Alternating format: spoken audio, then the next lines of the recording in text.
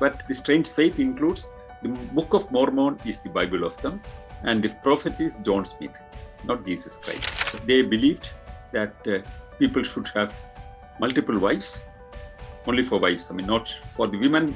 Having more husbands is not allowed. They took example from the Old Testament. Nobody from the black community would be allowed to be ordained in this church. Very clear position. It's a white, male-dominated society that they are, trying to establish.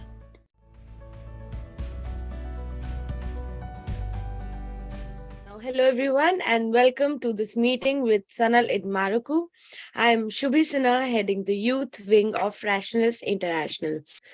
So now, coming to the topic, keep sweet, pray and obey, a slogan of a cult religion in the USA. Keep Sweet, Pray and Obey is an American documentary ministry on Netflix surrounding the polygamous fundamentalist Church of Jesus Christ of Latter-day Saints, an offshoot of mainstream Mormonism and its current leader, Warren S. Jeffs. The series was released on around June 2022, and I remember watching this horrific series indeed in July, and I was taken aback. I have recently seen this weird group that existed in the series. The present leader is in jail, but the cult is still not on hold. So, to discuss further on this topic and understand what really happened, I would like to call Mr. Sanal Edamaruku.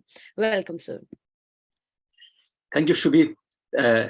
First of all, as Shubhi said, this documentary on Netflix is something that I would suggest you to see after this meeting, because that's very important to watch this 4-episode documentary on Netflix, and which is not very clearly explaining in the first part. Probably, if you go through, you can see, you can understand what the mechanism was and how deep it is, into the mindset of the people who have been practicing it. But beyond that, I'll narrate what exactly it was, and I'll tell briefly the history of it. But beyond that, why people are into these kind of groups and why people are getting into these mind-controlled religious cults and why they still find it difficult to come out of it. What's the mechanism? How does it work? Perhaps that should be what we will be discussing today. As you all know, this church, if you call it a church, is known as the Fundamentalist Church of Jesus Christ of Latter-day Saints, or FLDS. Many people think that this is part of the Mormon Church. Mormon Church also has a name very similar to it. They are also the Latter-day Saints, and Jesus Christ and everything comes there. But the fine difference between the present-day Mormon Church and the FLDS Church, as they call it, is that the primary idea that it gives, that if you are polygamous and the larger number of wives you have and the more children you have more possibility to be at the higher level in the heaven. That's the key of the faith. So this religion, I would call it a religion, because any small group, if the number is less than 10,000 and if they practice a certain kind of faith system, which is against the mainstream faith system, people would like to call them a sect or a cult. But if you look at the nature of the major religions, you can see that most of the kind of faith that these people have are there existing in the mainstream religions also. Look at the Catholic Church, look at the Islamic faith. If you go into the details of its beginning and its growth, you can see a lot of similarities with these kind of cults. So I would normally say that if a cult is writ large, if it's in a larger format, we call it a religion. And if a religion, which is in a smaller format, which is with the less number of people following it, people would like to call it a cult. Fundamentally, a cult is a small religion and religion is a larger cult. With that, let's go into the primary faith structure of the Fundamentalist Church of Jesus Christ of Latter-day Saints, as they call it. FLDS is the short form it. So the church mainly exists in some parts of United States. It's not seen in other parts of the world, but it's mainly in United States only. But where are they? This church has been in the spotlight for 2 years now. But let's see the primary belief structures and why it is different from the mainstream Mormon Church. Mormon Church, we'll come into that, when we speak about the history of this church, is another faith began as a polygamist sect again. So Mormon Church has stopped polygamy as a main principle. They made a second manifesto and declared that polygamy is a sin. After, almost 100 years of existence, they declared that polygamy is no more acceptable because they wanted to get more legal acceptance, especially the Utah state and the political influence that these people have in that state have been under jeopardy because the polygamy principle that they try to follow. So this is a splinter group from the Mormon Church, because Mormon Church has gone away from their primary faith, wherein they focused on polygamy, and they started to become more or less like a mainstream Christian church. This group wanted to stick on to the fundamentalist ideas and wanted to continue like that. But it's not a small number of people. 10,000s of people flocked into this new group. And formally, the Mormon Church has left polygamy, but the FLDS formally acknowledges the idea of polygamy and promotes it. And to what extent? Its top leader sometimes had something like 360 wives at one time, or sometimes more. Any number of wives that one could have would be acceptable. But this idea of, polygamy, as we all know, that's a male having so many wives, but no female is allowed to have more than one husband. That's the primary idea of the whole thing.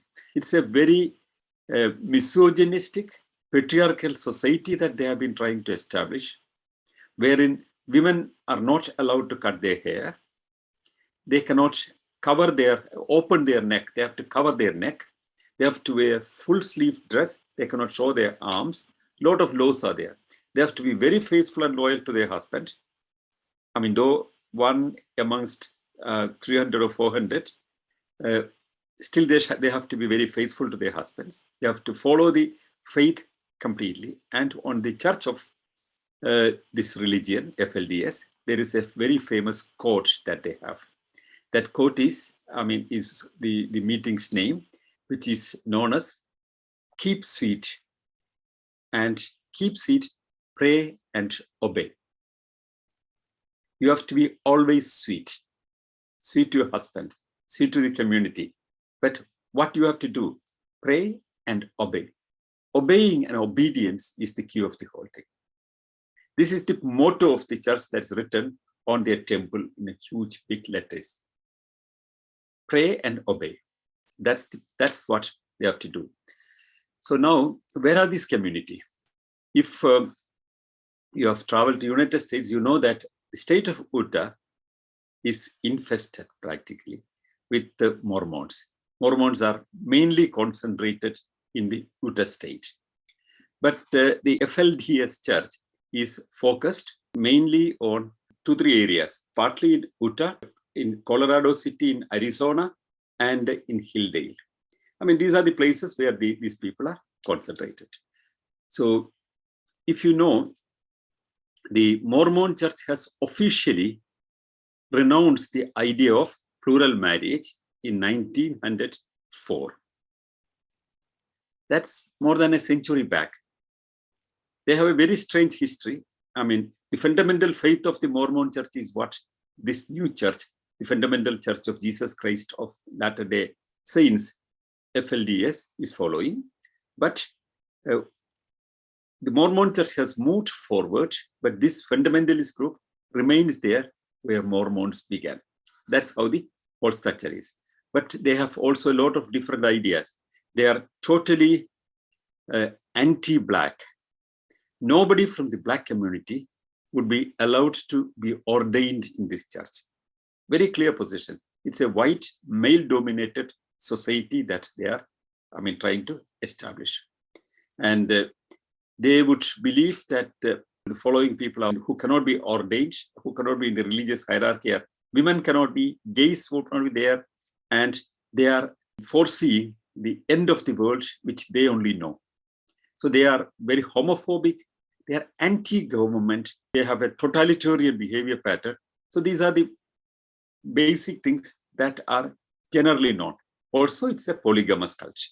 But beyond that, there is still more. In the church, there are more than 6,000 to 10,000 people even now. Even now. Why even now? The top leader of the church, whom the church considers to be the prophet of God, is in jail now. He's in jail for some time now. And he has a life imprisonment. Who would not get parole for several more decades now. But still he is controlling this church. Everybody in the church believes that he is the prophet, and the prophet is now jailed, but he will be released in a miracle. He still controls the church, and on behalf of him, his brother is actually running the whole stuff. But every time, his final words still matter in the church. All of them believe that he is the prophet of God. But who are the prophets of this God? Was he the first prophet? No. The top leader of this church is the prophet of the God. He knows what God wants, and he speaks on behalf of the God. Everything that is decided is according to the words or revelation given by the God. We find some similarity somewhere. A prophet coming and claiming that he has revelations from the God and he knows everything, and what he says are the words of God. You can see a lot of parallels with this to the origins of Islam. But for the war, but for the warmongering and expansionist tendencies defeating other political areas, the fundamentals of the keep seat church is almost the same. But they go further forward. The people in the church, the members in the church are supposed to produce a lot of children. And all children are working hard, and they have to work hard from the childhood. And what they work will be decided by the top leader of the church. And there is no remuneration. When they work, they are working it for getting salvation. Every work done by the church is for salvation. So they keep on working. Underage children are working, and people are working without any kind of remuneration, but for food and some basic amenities, and they keep on going. And the huge exploitation was not taken into consideration for decades and decades, because it was part of a faith system. People are afraid to touch a faith, a religion. It's a question of people's way of living. So there is freedom of religion in the United States. If they want to believe in anything, they have the freedom, but they cannot violate certain fundamental laws. For example, you cannot violate the rights of children. You cannot violate the rights of other people. You cannot control people. You cannot keep them in a kind of imprisonment, which is also important, because people who belong to this church are not allowed to meet people of outer world. They're not allowed to see television. They're not allowed to read the newspapers. Every information is provided by the church, and everything is controlled. And they have a kind of a parallel legal system within. If anybody is mistaken, the court within would decide about that. They would defy the courts outside, and they have a court within which would decide about things. And most of the time, it will be a single-headed person who is the final deployer of justice, who in fact would be the top boss of the religion, who is the prophet of God. So will simple people believe in these kind of things? Yes, they do believe. Even the Mormon Church, when it began, thousands and thousands and thousands of people believed in it and followed it. And that was not very easily correctable. Even now it's not correctable because people believe it and it's their faith. Let's come to what was the Mormon Church. Then only one would understand what exactly this new church, which want to have the fundamental faith of the Mormons to continue. And the mainstream Mormon Church, according to them, is going in the wrong direction. So let's see what is the Mormon Church, original Mormon Church. So the Mormon Church was something like a group in the United States that started in 1820s. The founder of the Mormon Church, which was known as the Latter-day Saint movement, they believed that Joseph Smith, the founder of this new religion, is the prophet. That was their effort. He was the prophet for them. So he, in 1820, he started this movement, and 1844 he was killed. So he has been working as the head of this religion for 24 years only. So in 24 years, he was a brilliant organizer, efficient manager of people, and he kept this group of a central structure and divisions under that, and further divisions under that, and a well-knitted organization, which can really believe in everything that is officially supplied to them and can simply ignore the media outside, the opinion outside, and opinion against them outside. They simply followed whatever is told inside. This group was growing as small groups, here and there, mainly in different parts of United States, as you know. And then they developed a strong sense of community at that time. They felt that they are a group, like a bound community. You cannot go out of it. They found a kind of bonding together. And why did this bonding come? There are a lot of studies about that now. It's very clearly the way the society tried to corner them or isolate them or try to see them, as a group against the mainstream faith. They made a kind of ideological fortification around them. They believed in this magical world, and a kind of cognitive dissonance, worked very deeply into the whole behavior pattern of the members of this group. They're called the Mormons. So the original Mormon Church, primarily, they believed that people should have multiple wives, only for wives. Not for the women. Having more husbands is not allowed. Only men should have more wives. And they took example from the Old Testament. The biblical fathers all had many wives. That was the original order. That has changed later. So Jesus Christ they would accept. After that came Joseph Smith. There was another part of the story, which is according to them. There was another, like Moses got the 10 Commandments on a tablet. Joseph Smith gets a tablet. He dug out a golden tablet. This time, it was not on a stone. As per Bible, it was on a stone for Moses. Here, Joseph Smith dug out one day a golden plate wherein inscriptions were there. And that was the testaments for him given by the God. These inscriptions were the foundations of the faith. You can see parallel with the original Jewish faith, that there was a code given by God as the 10 Commandments, and that was the foundation of the Jewish faith. Here, Joseph Smith gets a tablet. Apparently, he has got it encarved and dug up somewhere, or he got it somewhere, and it was anyway interpreted by him as God given by him, and he announced the place where it can be dug out, and it was dug out, and he gets it, wherein many things were officially declared, the wish of the God. And it also says that in America, there is a kind of it's not reincarnation, something like a second coming of Jesus Christ or second coming of the prophet of God. That was Joseph Smith himself. So after Jesus Christ comes Joseph Smith.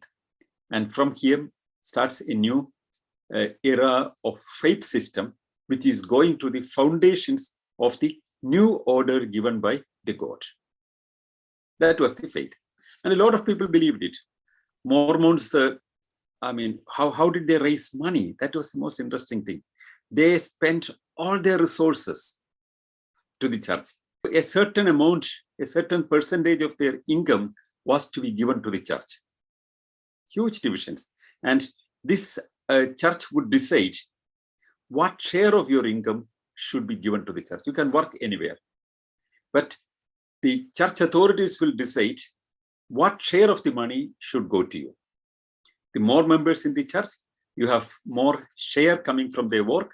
And if you're not working elsewhere and working for the church, your work is done free of cost and you get accommodation and you get food. So it's a kind of compulsory labor without any payment. And on the other side, when people worked, a part of their money was taken as the share of the church. So they grew, with the financial, enormous financial support of their members. It was actually grabbed from them. If you don't give, you don't get salvation. If you don't work elsewhere and give your share, then you have to work for the church. If you don't do that, you don't get salvation. That was the idea. People believed it. Everybody has to be in the proselytizing, process many times a day. For Islam, it was 5 times a day, but here they have to do it many times a day. And the whole life is something like a kind of a proselytizing mission for them. They have to submit to the God, surrender to the God, and obey the prophet and obey all the orders given by the prophet so that they can be ensured their position in the heaven. They believed it. And in fact, though they had polygamy in the structures, they have a very strong family culture also. These polygamous families were very tightly bonded together. And any kind of relationship outside a marriage was considered a very big sin. But one could have a lot of wives. And whom you should marry, the leader of the church would decide or suggest you whom to marry.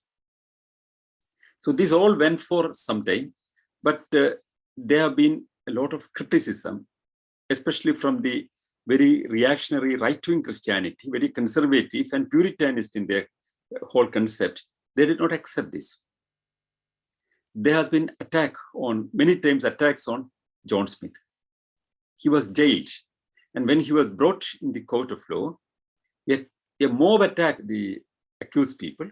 So John Smith and his brother, who was supposed to be the next prophet in line, both were attacked and killed by a mob.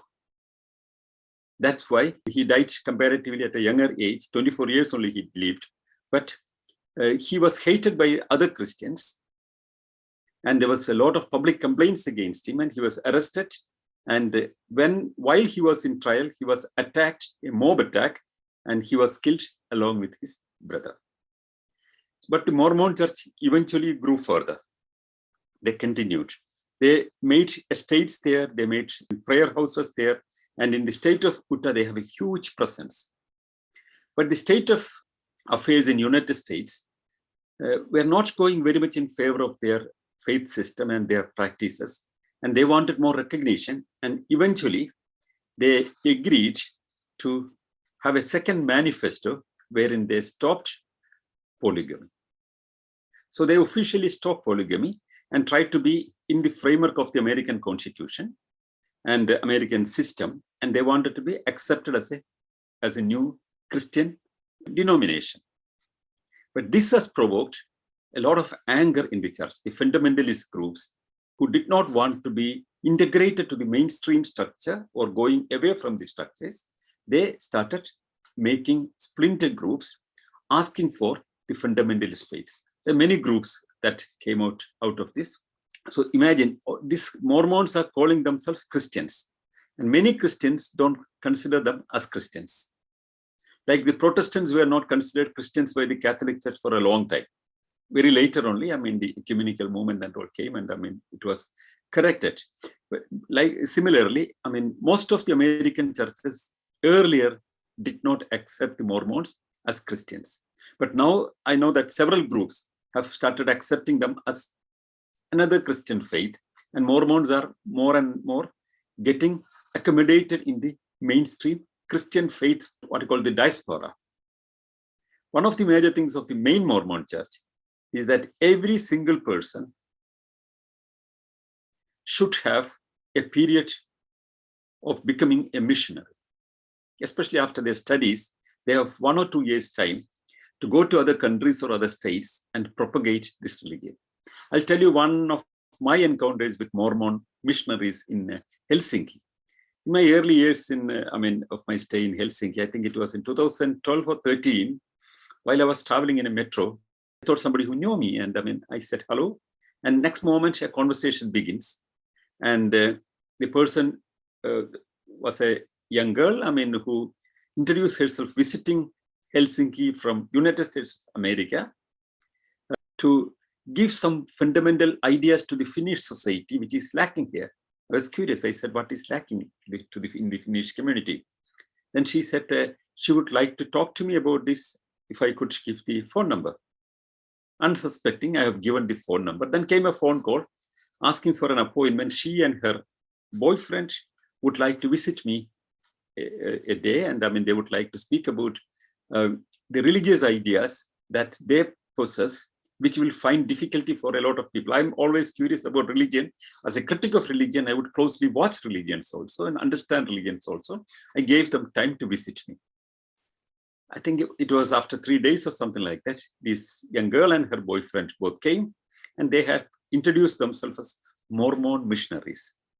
I primarily explained that I was an atheist. Come on, there is no point in discussing with me. I have a very clear position about my understanding, but still I would like to hear about your views about Mormon Church, because I was curious about that. They started speaking to me about the mission that they have, and they gifted me a book of Mormons, which is the Bible of the Mormons, and an interesting conversation which I got a lot of inner information about the Mormon structures, because they almost tried to, they thought I was interested, and they tried to win me by telling a lot of things. But then I have also understood that they were on a mission which is part of every single person in the church. After their primary education, after their college education, they have to go on a mission for 2 years as a missionary. This is a compulsory mission. So therefore, they get some people.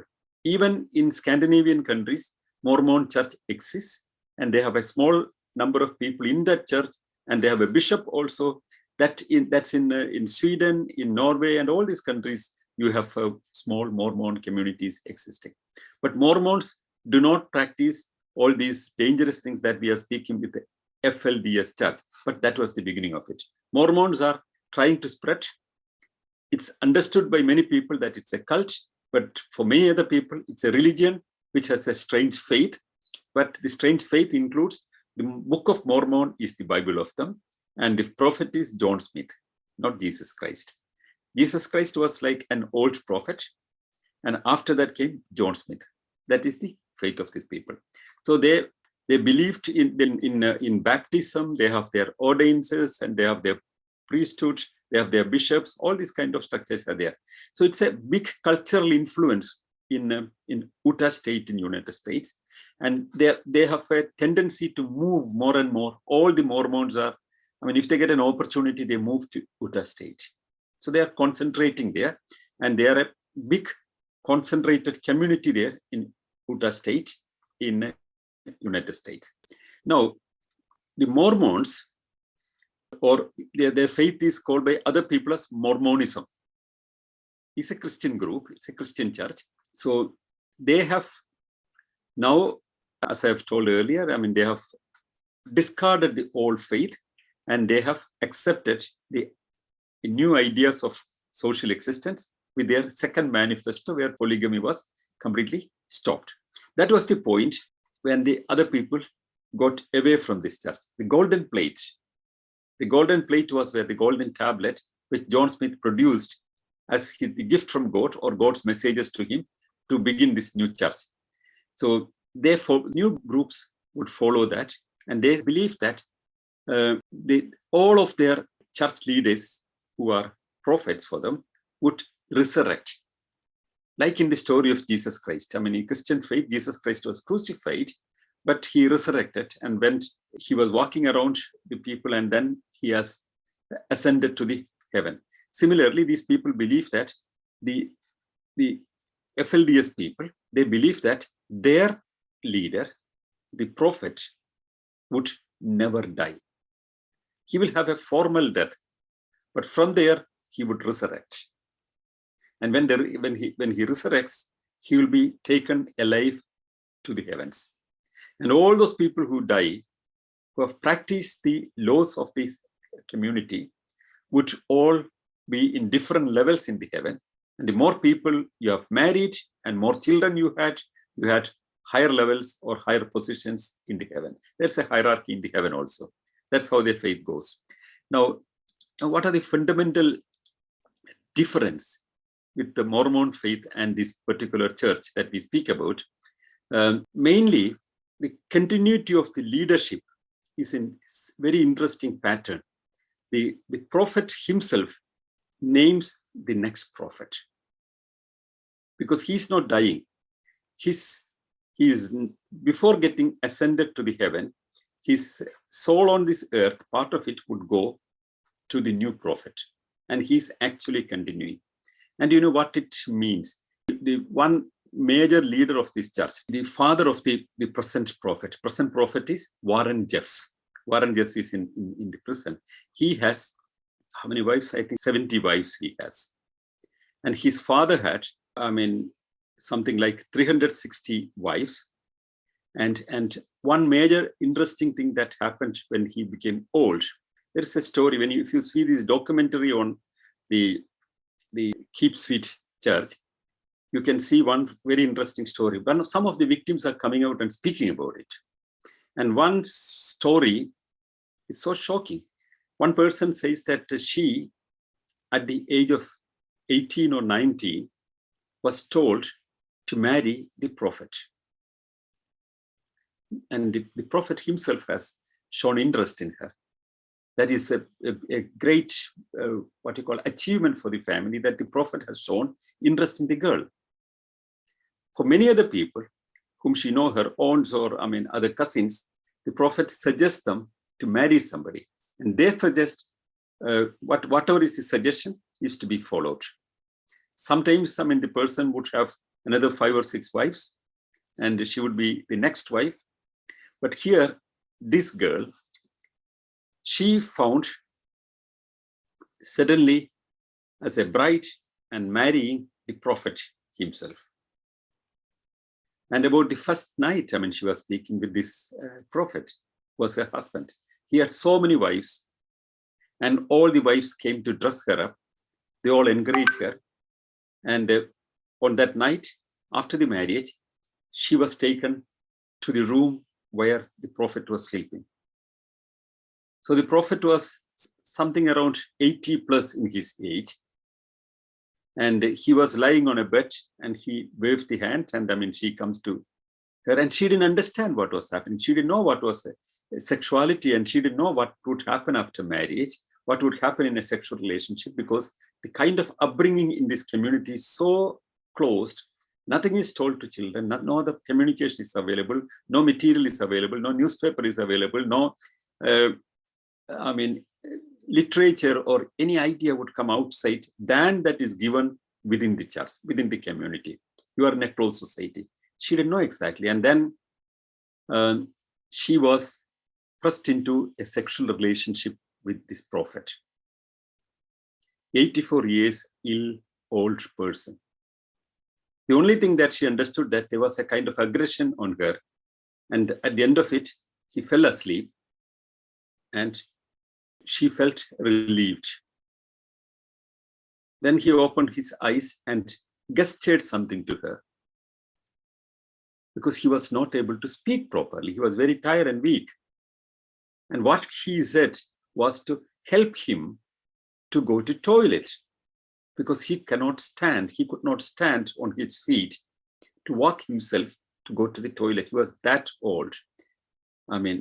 84 years old or something like that. And then she helps him to go to the toilet, and he comes back and remain in the bed, she on his side. And the next day, she told the story to the other wives of him, how bad she felt. And she didn't understand the whole process. So they all felt that she was very happy, very, very lucky person. They all encouraged her. And she was asked to dress in a special way because all the wives would have to dress up in a special way. They have raised hair and they should all have a special kind of attire. And all the wives were one by one coming and saying good morning to him. It's a very strange world for this lady.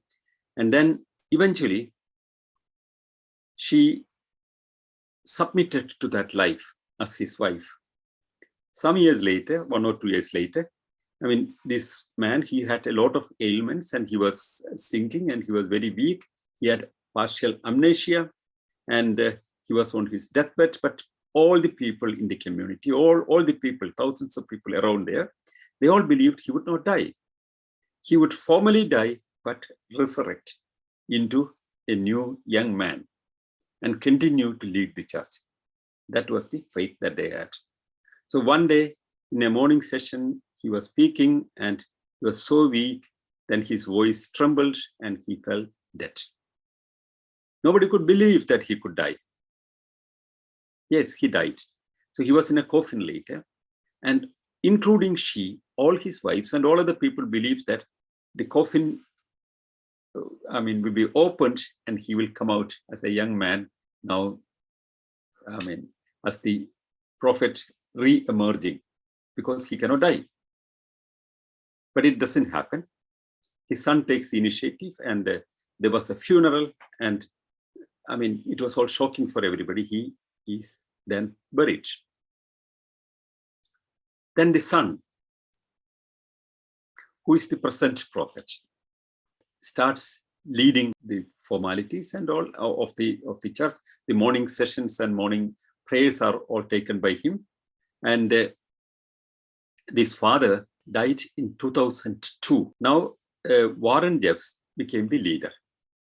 And he simply announces that he has a vision that his father has entered into him and he is now his father. So this guy becomes the new prophet, and his father's thought process and everything, he transformed into his father, and he is the new chief of it. The whole cult believes it. The community believes it. But the father had so many wives. Most shocking thing was, one day he simply said that he knows that he has to remarry all those wives he had in the previous life as his father. And 7 of them he has married already yesterday night, which he knows as a dream. And he announced, you can come out and say who are the 7 people. More than 7 wives of his father immediately announced that they were the people who were chosen before him. So the father's wives become his wives now. So eventually all the wives of the father becomes his wife. But that was not enough. He finds new wives, getting in more and more people. And he organizes, there are so many stories about him. Partially, exaggerated stories, but clearly recorded stories, that one of the fascinations that he had was engaging very young children into sexuality and watching it and enjoying it. And he started marrying girls before they becoming adults. And he encouraged different kinds of sexuality with people, wherein he is in a form of authority as the prophet, wherein the others have no control on the whole thing. Most of them followed. They found it very privileged and they were very proud, but not everybody. Some people have started resisting it in a way, because one girl, again, you can see this, if you see the documentary on Netflix, she had a boyfriend. She liked somebody. And he was a kind of ordained person in the faith. And they talked in the night for hours together, like any other, passionate lovers. And they spoke about their children. They spoke about a life together. They spoke about different visions they have about life and everything they started speaking. But now she was chosen to be wife of somebody else, not for the prophet. She was asked to marry somebody else who has already 4 wives. And she felt she was so closely associated with her lover. But he promised he would come and fetch her away. Now, at the last minute, he loses his confidence because he wants to continue as an ordained person in the church. And he lost his confidence, and she was practically forced into a marriage, in a polygamous marriage, wherein other wives were there. And she felt so difficult because in the morning, all the wives would go to kiss the guy, and in the order of their seniority, and one by one they go and kiss, good morning kiss, and then she will have a chance to kiss the guy. It's all weird for her. It's not a willing polygamy. It's a kind of a polygamy which is ordered by somebody else. If anybody decides as an adult to be with somebody in a shared relationship, it's their freedom. But in a religious cult, when the leaders decide for you, and when you are asked to do something, and you have to follow it, and you have no choice, it's absolutely unacceptable practice. And all these victims were in that.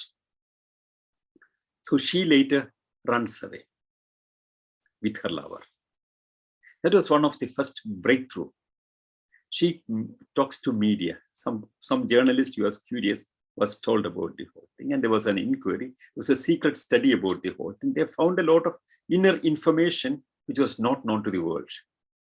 They had companies with people from the community working in that. They were not paid salaries. That was all officially in records only. And even if they got salaries, a part of the job was given by the community. So part of the salary was taken away by the community. So they were in a kind of absolute exploitation. And big companies, without knowing these structures, like Walmart, have taken their services. All these kind of things started popping up slowly in the media, and there was a lot of investigation, and the Pandora's box is opened. So one understands that the large number of people in this cult are forced into a kind of a controlled life. They have no access to the information outside the community. They cannot meet people from outside the community. They cannot get any information outside the community. They cannot even use computers or televisions without the permission or monitoring. So it's a kind of complete controlled society wherein this new leader, who became a kind of a person who had a lot of fanciful ideas about what to do as the prophet, and which was violating the rights of the people who are members of the church, which they did not realize, but were so proud about only. They all accepted it, they all recognized it, they all followed it, and they all were proud. But the rebelling girl changes the whole atmosphere by allowing the media to see what was happening inside. The first reports came. There was a report in a Washington Post. There was a report later coming in CNN. Slowly, it starts opening up. So more and more information comes. And then one clear information that leaks out is there are a lot of child marriage happening there. Children who are not adults were forced into sexuality or marriage. And he himself was part of a sexual orgy wherein children were involved. A lot of, issues were coming up, and he was arrested. There was a case, and at the end of it, he was punished. Now he's in jail. From 2011, he's in jail. Maybe some years back, he was in jail. He was convicted in around 2010 to 2012, more than one cases. And now the church is not over with that. Some people have left. Maybe 10% or 11% have left faith.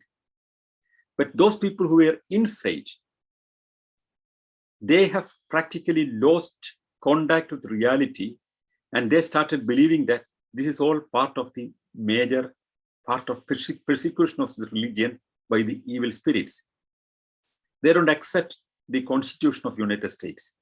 They would accept only the Book of Mormons. They believe in this church that who is the President of United States of America, William Jeffs, the prophet. For many people, William Jeffs, the prophet himself, is the President of United States, which is only to be accepted by other people. He is the prophet and he is the President of United States, and the law that is to be practiced is in the book, which was revealed to Joseph Smith, which is the Book of Mormons. One can make, there's a comparative study between the origins of Islam and the origins of the Mormon Church. A revealed book that is the law for everybody, which is to be practiced by everybody, and a polygamous leader coming up, and he forces this as the revealed order of the God. A lot of parallels one can see. But also you can see parallels in the beginning. Include Islam only to that. That's the common knowledge that it happened in 7th century is very close to what happened in the beginning of the Mormon Church. But the major thing is that all these people are praying every day for the break of prison and release of their prophet. They believe that he would come out. Like the earlier times, they believed that the dead man will come out alive. They now believe that the jail will be broken one day and he will come out to lead the people. This is all part of the persecution phenomenon only. So the larger test will be proved finally when the divine interference would come and he would come out. They believe it. Still the practices are going on. There is a lot of monitoring. The state has taken an initiative to resell the property that they have. That was a joint kind of a gathering point for them. It's a very interesting phenomenon. In a way, the state has taken a lot of initiative and tried to capture this property and sell it off. Well, what happens? All these people, they regather in several communities all around. In 3, 4, 5 villages, they all live as a community again. They meet again, new places that they have found. This religion is never suppressed because faith cannot normally be suppressed. Because the more you suppress a faith, there'll be a tendency to resist against that because they believe that it's a divine interference that would finally help them because this is part of the persecution because of their faith. They lose contact with reality. These people who are in the deep sweet faith also, they have lost contact with reality and they believe that the world will come to an end. And before that, their prophet will come out from the jail and he will lead them to heaven.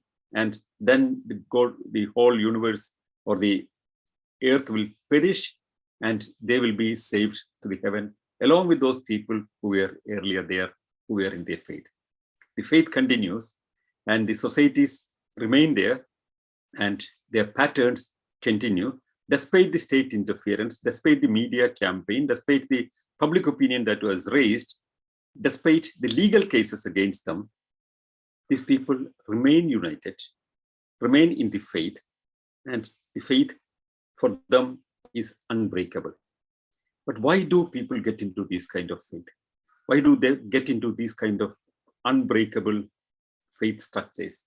That shows a pattern that we have seen in many other cults and groups. For example, there were groups who believed that Earth will be ending in 1982. One good study. This study, Daniel Dennett has written about this study. Daniel Dennett made this study. Daniel Dennett is a great philosopher and a deep understanding about human psychology. And he's written a book named Cognitive Dissonance. He discusses this issue. That what Daniel Dennett says is that this group who believe that the Earth is going to end as a fireball, and only those people who are in their faith would be saved. There was a community like that, and they believed that so strongly. So the universities who study about human behavior could get some people into these groups to understand the pattern of the faith that will continue when the earth is not ending. When the earth is not ending, what will they believe? Will they stop their faith and come to common sense? That was the study. And the results were amazing, or shocking, I would say. I mean, of course, on a given date, the earth did not, there was no fireball, there was no end of the life on the earth, everything was normal. And they believed that Jesus would come and take them away. But they said that, I mean, Jesus has come halfway and gone back because there was some kind of a delay because of the structures. And they were under an impression that the belief that they had, which their cult leader has told them, was absolutely right. That the earth did not end on the predetermined date, as their cult leader said, did not stop them believing in him or believing in the prophecy that he has made. Rather, their belief in their faith increased and became more determined. That's the pattern Daniel Dennett is explaining with his ideas about cognitive dissonance. Cognitive dissonance simply means losing contact with reality, and you live in a magical world within. And they started believing that the more they started defending their faith, the more and more people, the media made jokes about them, and a lot of people tell that, come on, I mean, you are in a magical world, and this is a stupid idea, it would not happen. They started defending their faith. When others started cornering them, attacking them, criticizing them, humiliating them, or made jokes about them, they defended their faith. The more and more they defended, a kind of mechanism emerged in their mindset that further stopped them to be in contact with reality. They blocked their mind, and they started believing what they continued to defend against the critics. When critics are speaking something and you keep on defending on the basis of what is advised to you or given to you, and you keep on defending, and you finally start believing it, no matter what's the reality outside. They believed that it was all correct. It did not happen because there was some error somewhere, but their faith was intact and was correct. That was the belief. This was explained with the process, which is a cognitive dissonance. So therefore, after these kind of studies, there is a very serious observation in the atheist and rationalist groups about faith. When you make more and more criticism on the faith to a close community, when you make reasoning, forceful reasoning by way of spreading your ideas, will it help people to come out of their, close world, or will it make a blockage against the faithless? Will they lose contact with reality and start living in their magical world? There is a risk of that. So reasoning alone sometimes would not work to convince people who are in the close world of faith. Only those people who have a tendency to critically examine things, open mind, who are willing to see things, can be helped by campaigns of reason. And there are some people who would entrap in this. They would defend their faith, argue for their faith, and close their eyes against reason and common sense outside, and they would stop listening to any call of reason. How do you address these people? It's very difficult. That is what we see in almost all these cults and small groups. In bigger faith also, you can see the same thing. In bigger faith also, when there is a criticism against their faith coming in a very big blow,